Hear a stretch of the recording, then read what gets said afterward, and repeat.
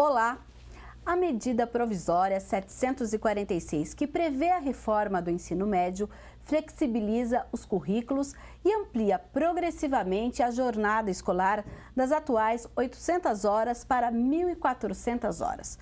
Com a reforma, apenas português, matemática e inglês devem ser obrigatórias para o fim do ciclo, que atualmente são 13, enquanto as disciplinas restantes serão escolhidas pelo aluno ou pela escola dentre 5 áreas de ênfase: linguagens, ciências da natureza, ciências humanas, matemática e formação técnico e profissional.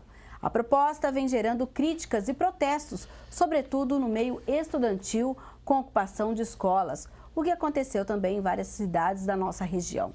Na Câmara Federal, o senador Pedro Chaves, do PSC de Mato Grosso do Sul, ele é o relator do projeto, aponta que mudará alguns pontos polêmicos do texto.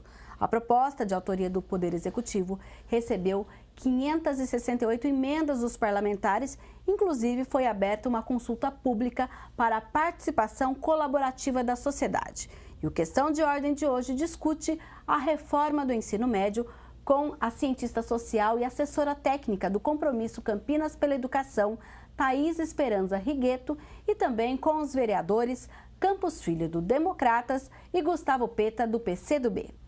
Sejam todos bem-vindos. Eu já vou começar com a Thaís. Thaís, hoje qual é a ideia do Compromisso Campinas pela Educação? Seja bem-vinda. A gente sempre traz o compromisso aqui no nosso programa quando se trata de tema voltado à educação e com relação ao ensino médio. Qual é o posicionamento de vocês? Bom, boa tarde. Primeiramente, gostaria de cumprimentar a TV Câmara, que sempre nos cede o espaço para a gente poder discutir as questões que estão em pauta. Aproveito também para cumprimentar os ilustres vereadores Gustavo Peta e Campos Filho. É um prazer poder dividir esse momento com vocês aí para a gente trocar um pouquinho. Bom, em relação ao ensino médio, o que o Compromisso Campinas pela Educação pensa? É necessária, sim, a reforma do ensino como um todo. Por quê? Porque hoje a gente vê um mundo dinamizado, jovens que têm acesso à tecnologia, a gente vê uma transição, né, hoje da sociedade. Então, mais do que nunca, a gente também precisa rever o nosso ambiente escolar, a forma de ensino e aprendizagem. E acho que essa reforma ela veio no momento, acho que adequado, que é no momento em que a Base Nacional Comum Curricular também está aí em vias de ser publicada e definida agora, provavelmente no meio do ano que vem, a gente já tem a Base Nacional Comum Curricular. Então, acho que é um esforço, né, tanto do governo quanto da sociedade civil, da gente buscar uma escola mais atrativa para os jovens, que os jovens também tenham a possibilidade de ter uma maior participação na escola, que não seja tanto aquela função de somente lá para transferência de conteúdo para um professor. Então, a gente vê com bons olhos essa reforma, apesar desse momento delicado de ter sido via medida provisória, já que está tramitando no Congresso um projeto de lei desde 2013, que é o 6.840 de 2013, que está já na Câmara. Então, um pouco atropelou o processo, mas acho que a gente tem que aproveitar esse momento para discutir, para os jovens também colocarem as questões que eles acham importantes, porque é necessário a gente rever todo esse processo. É certo, só uma dúvida. Esse de 2013, ele tem os mesmos termos ou não? Muda muita coisa? Não, muda alguns termos, mas ele já está sendo discutido desde 2013 com a sociedade. Então, já é um projeto do governo anterior, então não é uma coisa recente, né, agora da era Temer, mas que está dando continuidade via medida provisória, né? Tá, ok, então. Agora a gente vai falar então com o vereador Campos Filho. Vereador, seja bem-vindo. Muito boa tarde. Sobre essa ideia de reforma do ensino médio, como o senhor vê essa proposta? A Thaís já, a sinalização que ela deu, eu vejo que é uma sinalização da grande maioria, diria, do povo brasileiro, que é, na verdade, que é necessário, a necessidade de se fazer essa reforma. Agora, eu vejo que tudo isso é feito da maneira, um consenso pelas vias normais, né? Então, nós temos dados aqui impressionantes. Milhões de jovens estão fora da escola, estão sem trabalhar e sem estudar. Quer dizer, quando ela diz que a Thaís fala sobre de atrair os jovens e adolescentes, você tem que ter realmente uma grade curricular que você vai atrair. Chama isso de flexibilização da grade, dando essa autonomia, então. Então, veja, é importante que se faça essa reforma. Agora, existe o outro lado. Daí que nós queremos falar também, eu acho muito importante falar sobre isso, Mirna, porque quando a gente fala que você é contrário a isso, você tem que ter os argumentos, motivos pelos quais você é contrário. O que nós vemos hoje aí é exatamente, completamente diferente. São pessoas, eu falo isso, falei na tribuna da Câmara e falo aqui também, muitos casos são pessoas irresponsáveis que são tratados muitas vezes pela imprensa de ocupadores das escolas, e eu digo sempre, são os invasores que, em vez de ajudar, complicam ainda mais. Então, esse processo todo vem acontecendo já há muito tempo. Tanto é que tem crianças que estão aí invadindo escolas e, quando estava se discutindo, não tinham nem nascido ainda. Quer dizer, então, se coloca muitas vezes a ideologia à frente disso e a gente começa muitas vezes a sentir essa preocupação, não de não dar certo, não é isso, mas de ser percalços no meio do caminho, né? Tá certo, então... Vereador Gustavo Petro, seu posicionamento a respeito da reforma do ensino médio, seja bem-vindo. Eu queria primeiro agradecer a TV Câmara, Mirna, por essa oportunidade. Eu acho que é um debate muito importante, decisivo, né, para a educação no nosso país. Cumprimentar a Thaís, Campinas pela Educação, o vereador Campos Filho. Eu também me coloco a favor de uma reforma do ensino médio. Ela é necessária, né? O ensino médio, ele precisa ser modificado diante de muitas mudanças que ocorreram no nosso país, na educação brasileira, nas formas de acesso à informação que os jovens possuem hoje. Então, essa mudança ela é necessária. A Thaís já falou muito bem. Até por conta disso, já havia uma discussão dentro da Câmara Federal em torno de um projeto, né, que foi amplamente discutido com a sociedade civil. Acontece que a nossa crítica em relação a essa proposta se dá primeiro pela questão da forma. Não é através de medida provisória que se modifica a educação de um país, né? Já havia um projeto de lei, não era necessária a medida provisória. Poderia até se colocar em regime de urgência num projeto de lei que estava em discussão dentro do Congresso Nacional. Mas agora, para a gente entender um pouquinho o trâmite, vereador, explica para a gente então... por que não se poderia votar aquele ou então fazer um novo projeto de lei? Por que medida provisória? Porque a medida provisória, ela impõe 60 dias mais 60 dias, senão ela, prorrogáveis por mais 60 dias, senão ela trava a pauta do Congresso. Então, é obrigatoriamente necessário votar nesse prazo. Eu não vejo a melhor forma. A medida provisória, a nossa própria Constituição prevê que são casos de extrema urgência. Em um debate que envolve o tema da educação, ele é urgente, mas ele precisa ser feito com tranquilidade, ouvindo os diversos protagonistas do processo. Para além da questão da forma, eu tenho uma crítica firme em relação a um dos pontos do projeto, em relação à flexibilização do currículo. Eu sou a favor da flexibilização do currículo, mas não incluir a educação física, a educação artística e a filosofia ou a sociologia como obrigatórios no currículo de todos os estudantes do ensino médio, eu acho que é um grande equívoco, né? É muito importante não importa a vocação do jovem, ele precisa ter na sua base de formação a educação física, a sociologia ou a filosofia, que ajudam a despertar para a aquisição de um conhecimento mais crítico, e a educação artística, que também é fundamental para o despertar para uma criatividade, para um talento, ou então para uma sensibilidade que todo mundo precisa ter, independente se tem uma vocação artística que vai se desenvolver depois. Então, tem alguns pontos que precisariam ser modificados, e acho que em relação aos estudantes que ocupam as suas escolas, nós precisamos ter a sensibilidade de ouvi-los. No ano passado, muita gente não quis ouvir, mas os estudantes tinham razão quando ocuparam as escolas contra um projeto do governador Geraldo Alckmin que pretendia fechar as escolas. Tanto que o governador recuou desse projeto e as escolas não foram fechadas. Por que é errado fechar a escola? Porque um dos grandes problemas da educação do nosso país, e principalmente do ensino médio, é o número de alunos por sala de aula. É preciso diminuir o número de alunos por sala de aula para se ter uma educação com mais qualidade. E era possível aproveitar esse momento em que há uma diminuição do número de alunos, segundo o governo do Estado, para melhorar a qualidade da educação.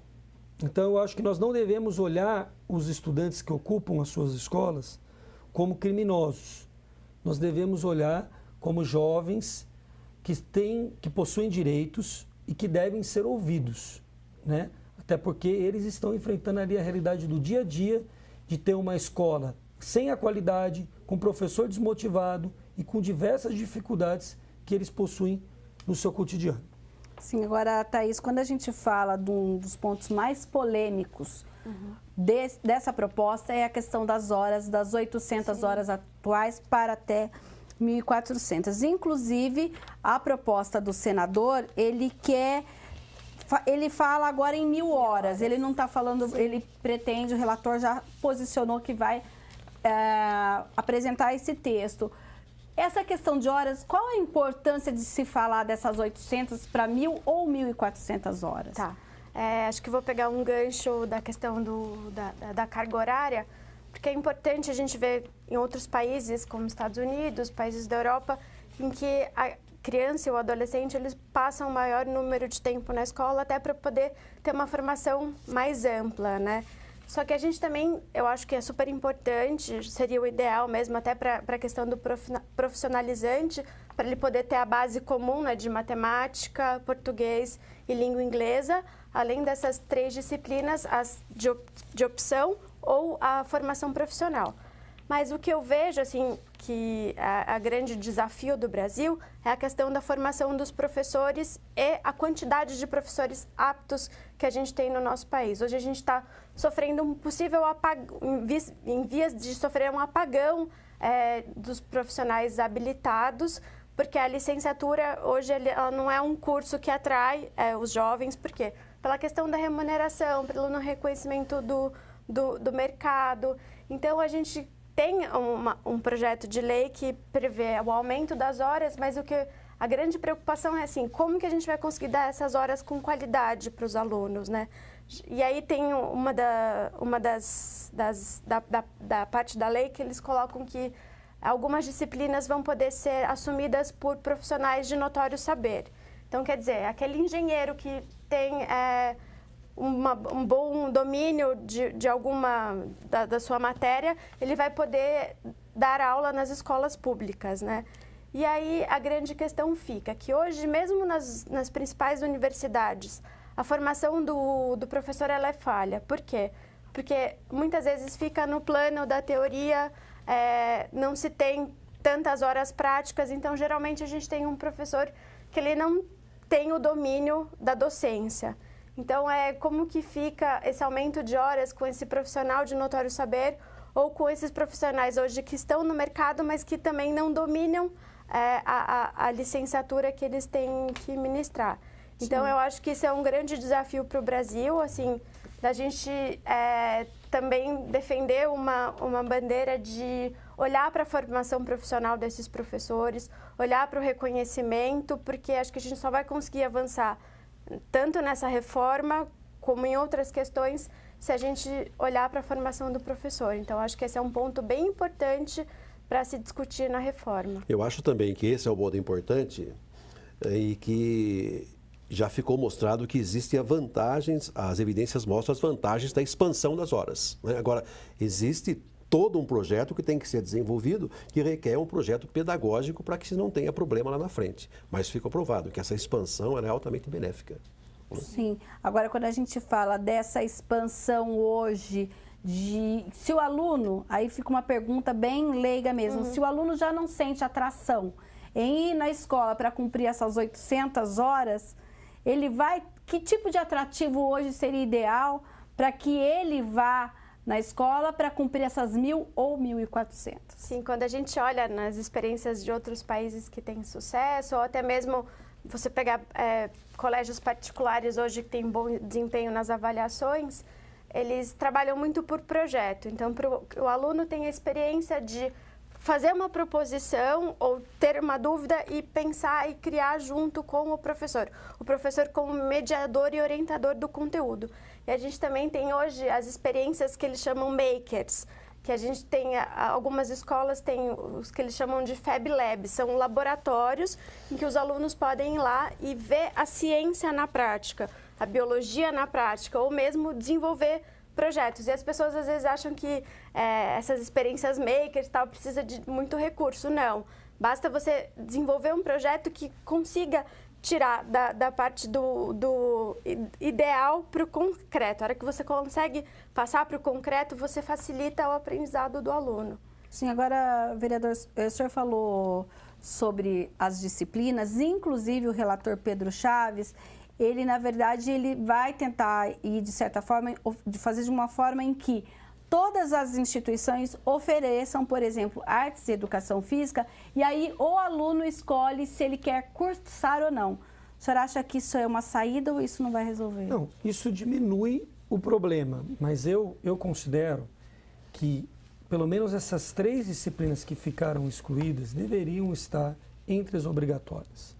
A educação física, a gente sabe o quanto é importante o desenvolvimento da educação física, da atividade física, a compreensão do quanto isso é importante para o desenvolvimento da criança, do adolescente e também na fase adulta.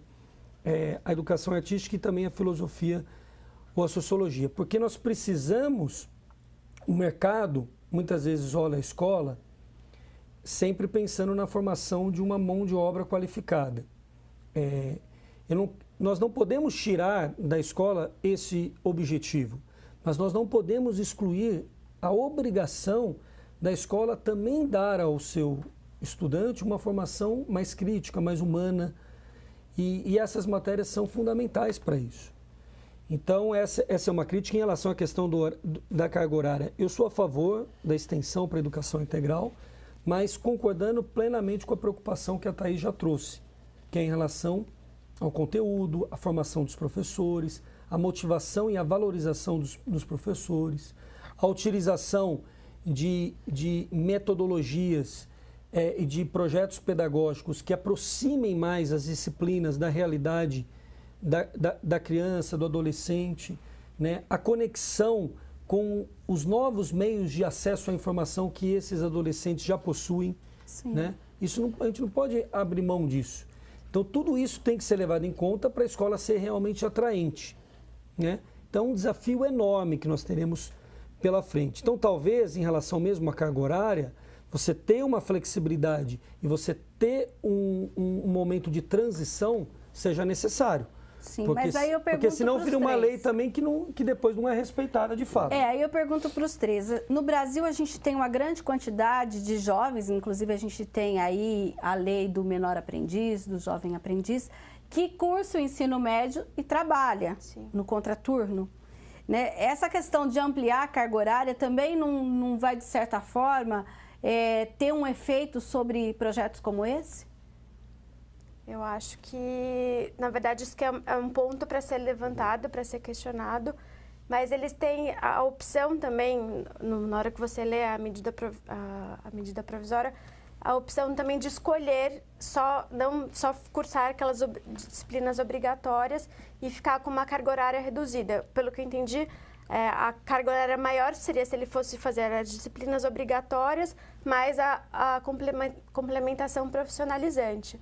Mas eu acho que isso deve ser, sim, um ponto para ser discutido, porque é importante hoje, a gente sabe, a oportunidade do jovem se formar já, desde a idade que ele já está apto para ir para o mercado de trabalho, porque a gente fala que é a questão prática mesmo, dele se formando enquanto indivíduo nesses projetos como o de menor aprendiz. Sim. E eu acho que a gente também tem que colocar essa questão em discussão, porque também é uma formação, né? Não deixa de ser uma formação, é um estágio que ele está sendo ali supervisionado por um responsável e desenvolvendo outras competências e habilidades que não são trazidas pela escola. E mesmo porque também, veja, eu entendo assim, Thaís, o tempo, às vezes, é muito grande. As pessoas têm que ter uma motivação para dar aquela vontade de continuar. De repente, antigamente, você falava assim, eu vou fazer uma faculdade. Quanto é? 6 anos. Puxa, era uma... Hoje não. Hoje a pessoa, não, eu faço aí uma faculdade de comunicação social, por exemplo, jornalismo.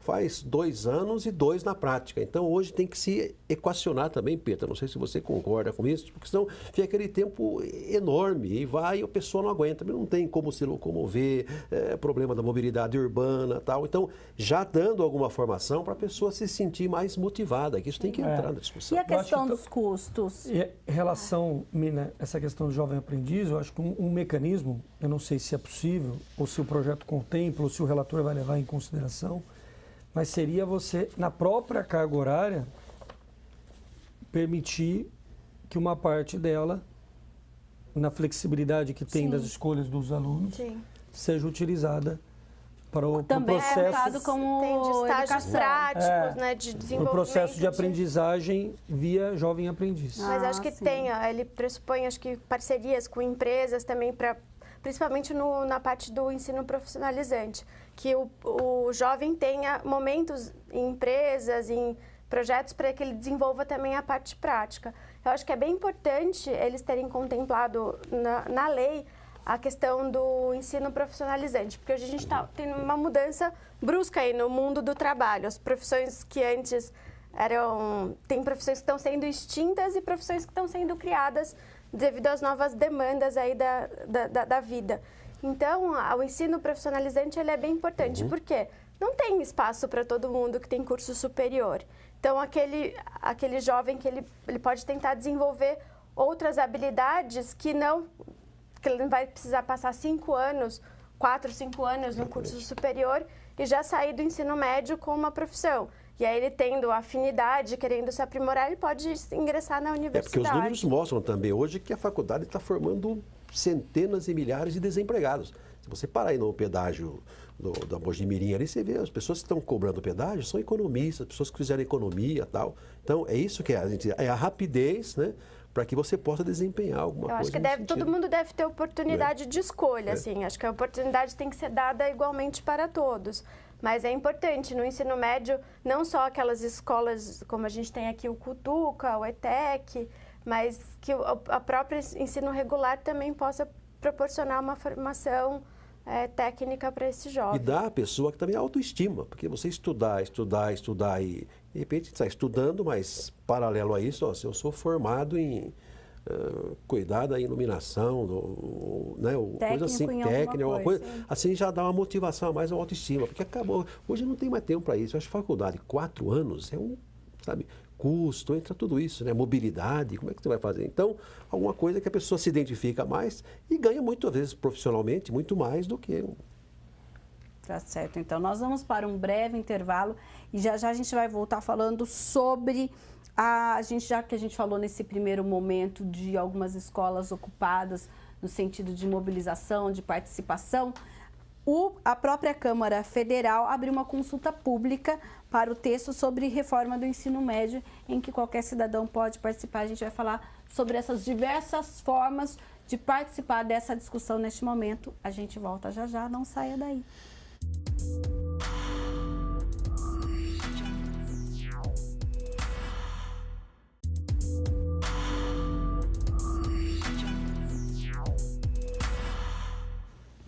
Estamos de volta com Questão de Ordem, que hoje trata da reforma do ensino médio, proposta que tramita na Câmara Federal. Nós falávamos a respeito da participação popular, inclusive eu mencionei essa consulta pública, mas antes ficou um questionamento que a gente esqueceu aqui, que é a questão do custo de tudo isso. E fala um pouquinho para a gente, Thaís, essa questão do custo dessa reforma e se, de certa forma, se o ensino público vai ficar mais barato ou não. Então, a gente está num momento delicado para falar de custos, né? A gente agora tem a PEC, né, 241, agora PEC 55, que é referente justamente aos gastos públicos, né? Então, por mais que no projeto de reforma tem uma cláusula que diz que o MEC vai auxiliar por 4 anos os municípios com recurso para poder fazer a implementação da reforma do ensino médio, a gente sabe da dificuldade hoje, principalmente dos municípios, que a gente teve uma queda aí pelo momento econômico que a gente está vivendo hoje, estamos vivendo uma queda da arrecadação. Sim. A gente tem aí municípios que estão parcelando salário, 13º.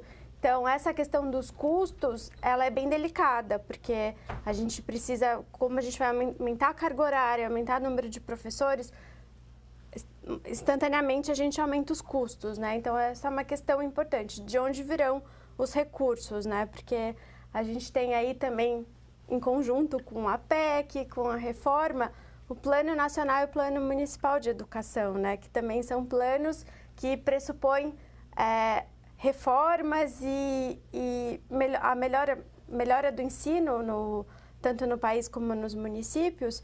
E a grande questão que é o entrave são a questão dos recursos. Porque, por exemplo, no Plano Nacional de Educação, um dos itens que iria gerar recurso para a União, repassar para os estados e municípios, seria, por exemplo, a exploração do pré-sal. Hoje a gente já sabe, por questões técnicas e pelo momento que a gente está vivendo, que muito dificilmente isso vai acontecer.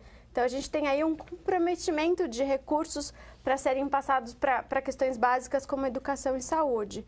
Então, eu acho que isso, assim, é um complicador para tanto os planos saírem do papel como essa reforma. Então, eu não sei aí como o Ministério da Educação e como isso vai tramitar para realmente sair do papel e se colocar em prática, principalmente relacionada à questão não só de recurso, mas de gestão, né? Relacionada aos profissionais que vão estar envolvidos, né, nessa reforma. Então, a gente precisa estar atentos para como o Ministério da Educação vai se organizar para dar conta. Nós estamos vivendo num período de excepcionalidade. O país vive, atravessa um período de excepcionalidade. São mais de 12 milhões de pessoas desempregadas. Então, agora, no projeto há exatamente essa promessa, que diz que a União dará o aporte financeiro àquela instituição que aderir ao projeto. Está lá escrito. Agora, como eu digo, nós vivemos num período que ninguém sabe o que vai acontecer, né? Então, mas o que não impede também que nós vamos discutir, porque se a gente ficar também estacionado, ninguém discute, ninguém fala, ninguém faz nada, esperando como é que vai ser, daí ficamos estacionados de vez. Então essas discussões são importantes porque vai mostrando esses caminhos. Eu acho que de alguma forma é um balde também de água fria nas possibilidades de mudança. Evidente que eu também acho que isso não impede da gente fazer a discussão, de aprovar medidas que possam avançar. Mas o fato da proposta estar sendo acompanhada da aprovação da PEC 241 inviabiliza novos investimentos na educação. A PEC é muito clara. Uma coisa contraditória, né? Seria isso? Não contraditória, mas ela inviabiliza o cumprimento das metas do Plano Nacional de Educação, de mais investimentos em educação, porque ela congela os gastos públicos em educação para os próximos 20 anos, somente reajustados a partir da inflação do período. Então, nós não viveremos momentos de grandes avanços na educação no nosso país no próximo período por conta dessa situação. Porque, querendo ou não, nós podemos melhorar um pouco, flexibilizar um pouco o currículo, antenar mais com as necessidades e as demandas da juventude hoje. Pode ter algum outro avanço, mas todos eles vão se esbarrar na necessidade de um maior financiamento. Porque, por exemplo, um professor ganhando o que ganha hoje no estado mais rico do país, que é São Paulo, na rede estadual, como nós vamos motivá-lo de fato, né? Como nós vamos impedir a alta rotatividade de professores no mesmo ano, na mesma disciplina para os alunos, que é um dos grandes problemas de evasão e de falta de qualidade. A criança começa o ano com um professor de matemática, durante o ano ela tem o segundo, terceiro, quarto professor, porque o professor, quando ele tem uma oportunidade de um emprego que possa dar um salário melhor, ele, como qualquer outra pessoa, acaba buscando essa nova oportunidade. Então, a rotatividade de professores na rede é muito alta, porque eles recebem muito mal. Então, como que nós vamos resolver isso, né?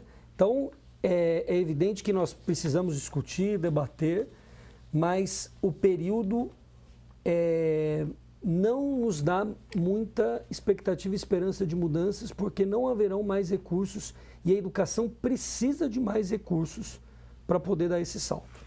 Sim, agora a gente falou um pouquinho dessa questão dos recursos, vamos voltar aqui nessa questão da participação popular. Então, a Câmara Federal, ela fez aí uma consulta, tem aí, a gente vai mostrar o link para vocês, que é o http beta.edemocracia.câmara.leg.br/Wikleges, que é o nome do aplicativo que eles têm para essas consultas públicas, /bill, com 2 L's, /60. A gente vai dar um tempinho, deixar inclusive aí. Esse é uma ferramenta da Câmara Federal, em que tem debates não só sobre esse projeto, mas também sobre outros, quando é feito consulta pública, é através desse aplicativo da Câmara Federal que é feito.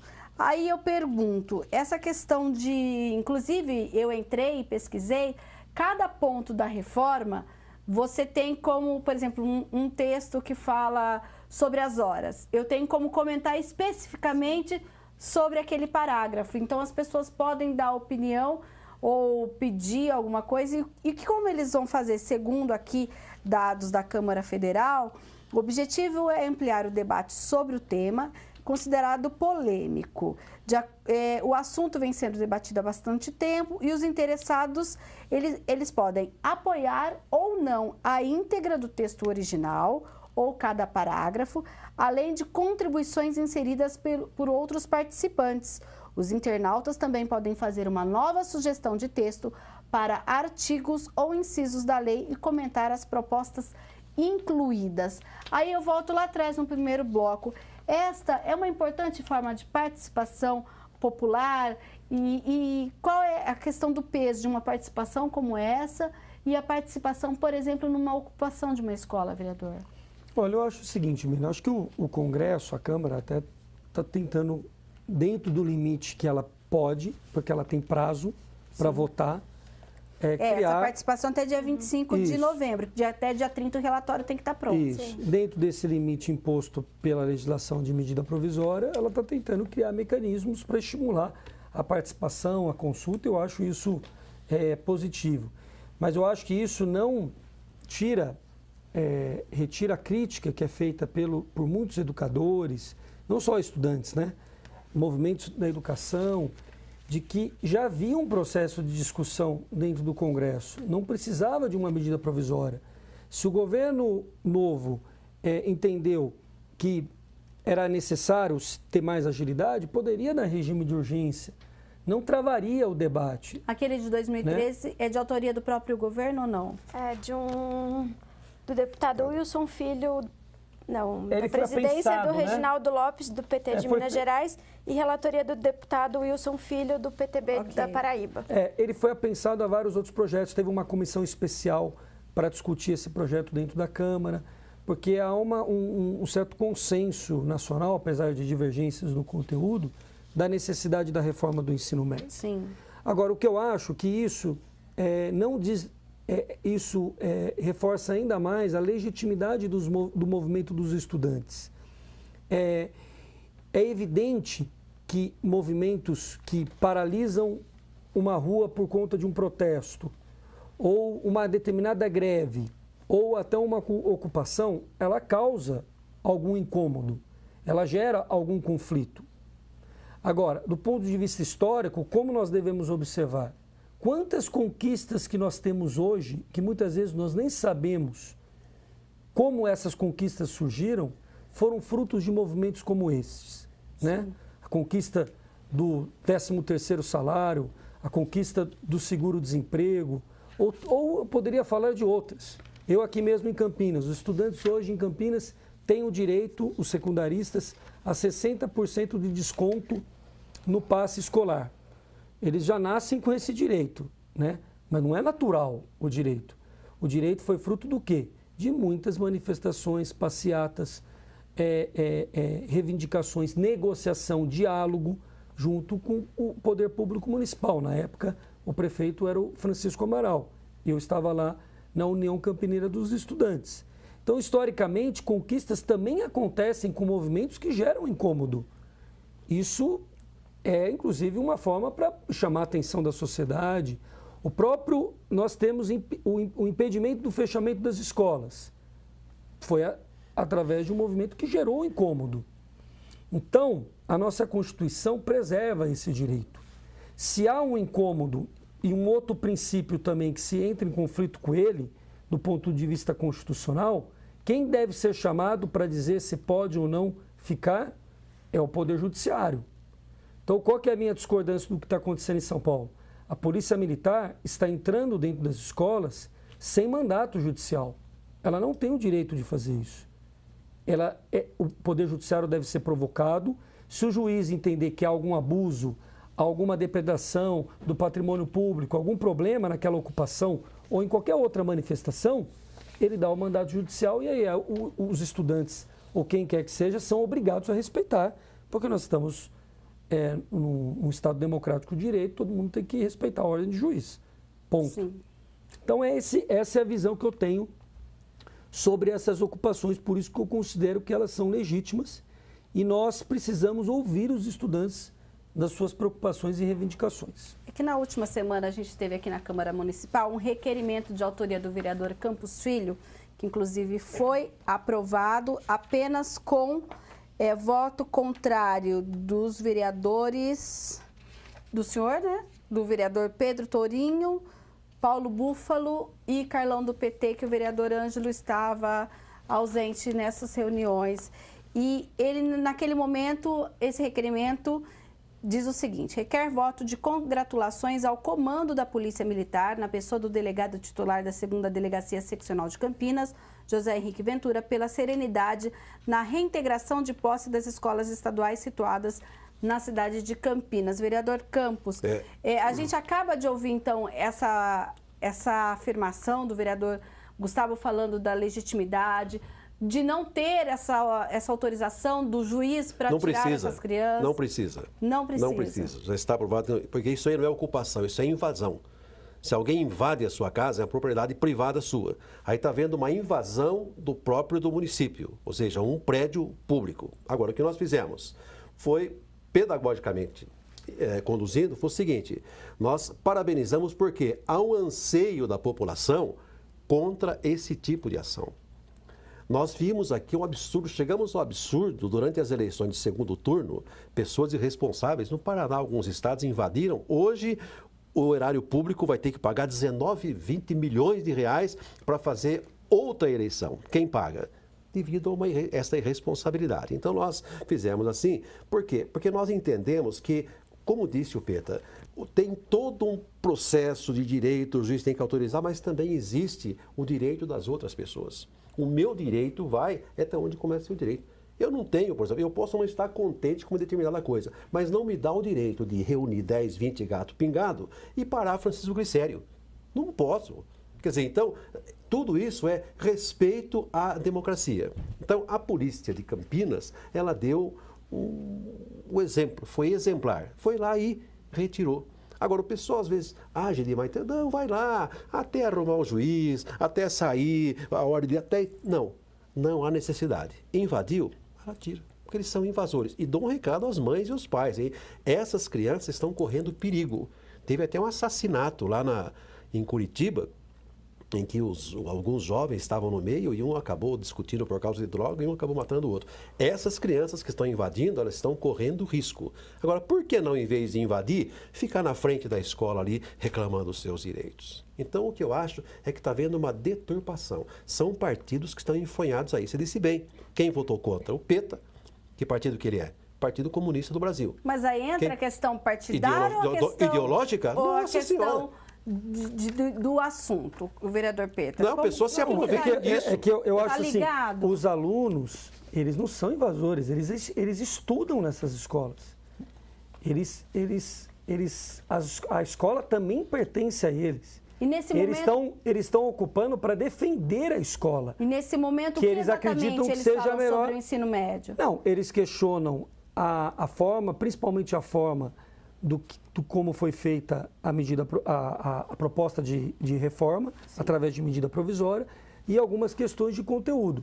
E principalmente a PEC 241, que, segundo eles, as duas propostas conjuntas inviabilizam qualquer possibilidade de mudança. A grande maioria, vereador, agora, não tem conhecimento do que é PEC. Não, se perguntar o que é PEC, ele vai dizer, é para comer ou beber. Eu acho que o vereador deveria ouvi-los. Por quê? Porque esses jovens, eles estão muito antenados, eles têm muito acesso à informação. É evidente que dentro de uma escola há polêmica. Não são todos os jovens que são a favor da ocupação, mas há muitos jovens que estão engajados nesse movimento. Aliás, o ano passado, as pesquisas mostraram isso e por isso o governador recuou. A população aplaudiu a ocupação dos jovens contra o processo de reorganização proposto pelo governo do Estado. Tanto que o governador recuou. O governador não recuou por temer as crianças, os adolescentes e jovens que estavam ali lutando. Até porque ele tem uma linha também de criminalização desse movimento. Ele recuou porque ele tem muito acesso à informação e ele viu que a população aplaudiu a ocupação dos estudantes contra a organização escolar e a medida que ele vinha tomando de modo autoritário. Então, o que nós temos que tomar muito cuidado? A nossa Constituição de 88 prevê a liberdade de organização, de manifestação pública, de liberdade de expressão. Então, por exemplo, o vereador Campos Filho fala da Avenida Francisco Glicério.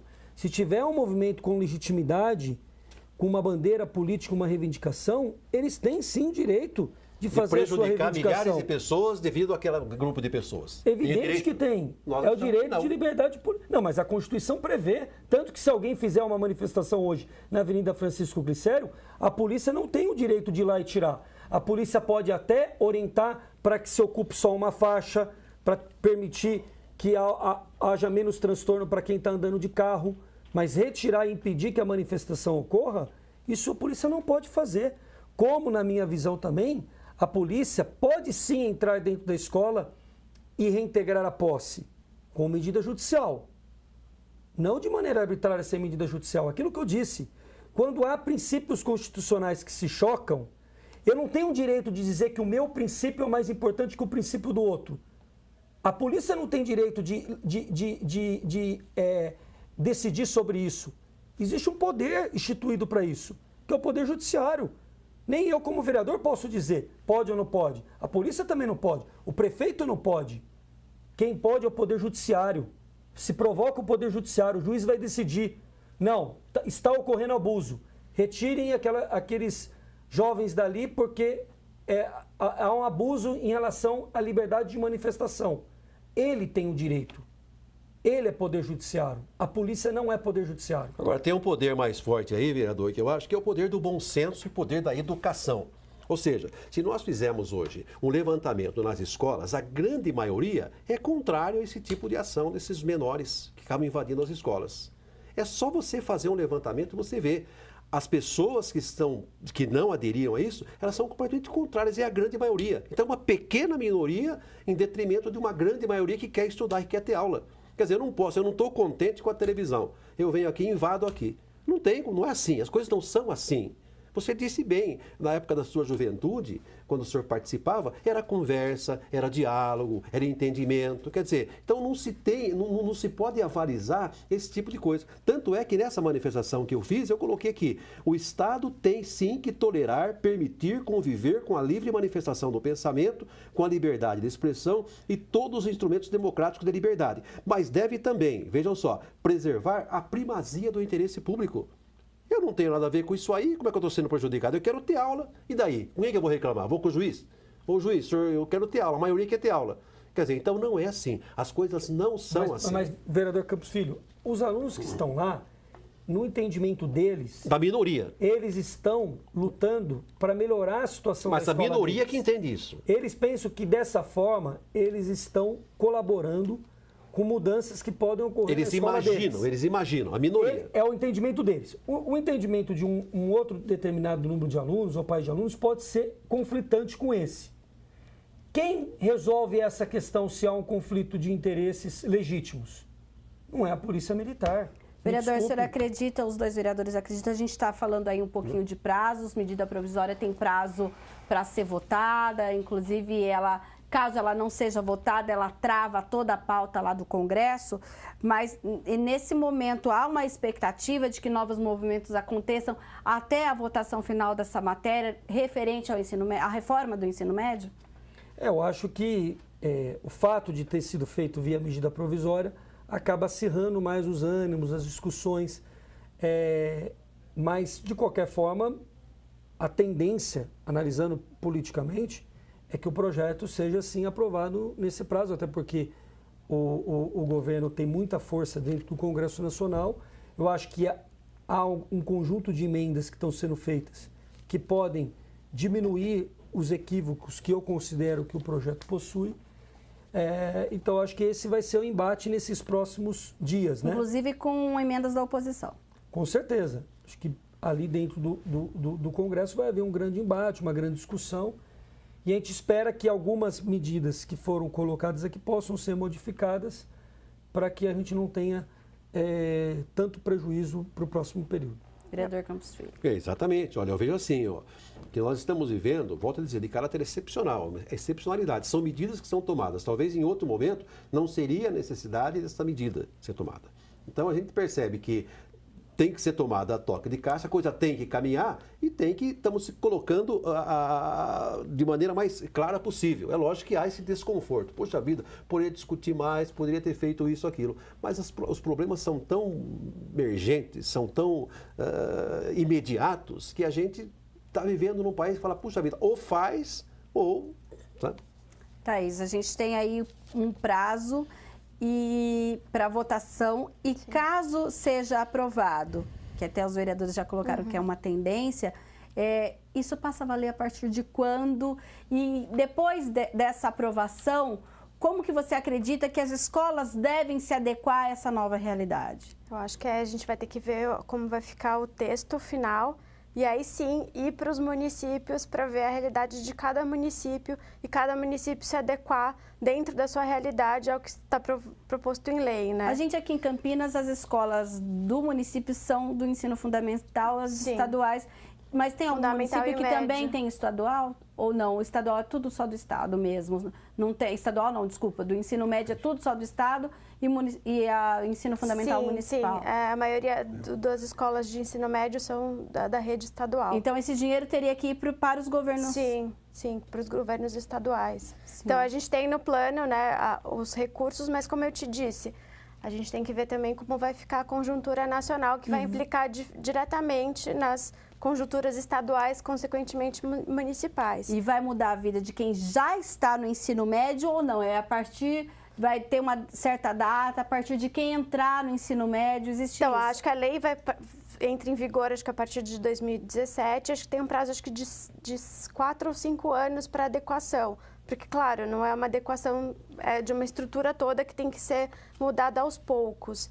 E a grande questão, assim, dessa polêmica, tanto da emenda constitucional dos gastos públicos, quanto da reforma do ensino médio, o Ministério da Educação encomendou uma pesquisa para o IBOP, que a semana passada foi divulgada, que 72% da população é a favor da reforma do ensino médio e 59% é a favor da emenda dos gastos públicos. Mas a grande questão que eu vejo é que, às vezes, há um desconhecimento do que realmente, quais são as implicações e o que cada texto traz de mudança para o país. Isso seria uma oportunidade até de trabalho dentro das escolas, de trazer a comunidade, de trazer os pais para entenderem de tudo isso que está sendo discutido, que a concordância e discordância, mas que as pessoas também coloquem isso na agenda cotidiana e se envolvam mais, né, no que diretamente vai impactar nas suas vidas, na vida dos seus filhos. Então, acho que é bem importante que isso seja uma pauta de discussão também. E o Compromisso Campinas pela Educação pretende fazer algum tipo de discussão nesse sentido? Sim, esse ano todo a gente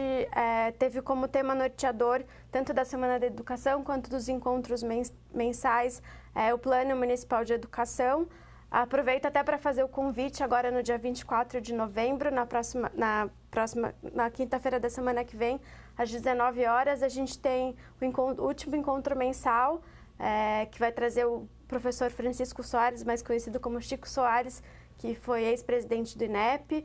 Ele vai falar sobre a qualidade de educação, principalmente as questões dos gastos. Então, são questões que às vezes ficam fora da pauta do dia a dia, da discussão nas famílias, mas que a gente precisa começar a entender que tudo isso que está sendo discutido, tanto no Congresso quanto na Câmara, isso impacta diretamente na nossa vida cotidiana. Então, é importante a gente se envolver. Os encontros mensais eles são gratuitos, abertos ao público. Então, nosso objetivo é evidenciar assim, os dados, os temas, para que as pessoas comecem a se alertar para se envolver e para tomar conhecimento. Todos precisam se envolver, então. Sim, né? sim. É o novo tempo da democracia, né? Quer dizer, cada um se envolvendo. A própria televisão, né, discutindo esses assuntos. Antigamente quase não se tinha isso, né?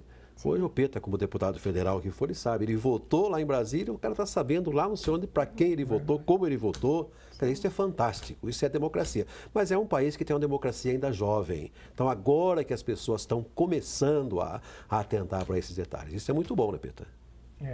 Apesar que a nossa democracia está sob ameaça, né? Mas isso já é um outro tema que a gente discute num outro programa. A Questão de Ordem fica por aqui. E se você não assistiu essa discussão inteira, você pode ter acesso à página da TV Câmara Campinas no YouTube, que aparece aí no seu vídeo, não só esse tema do ensino médio, mas também tantos outros que a gente discute por aqui. A Questão de Ordem fica aqui e até um próximo programa. Mas é isso aí.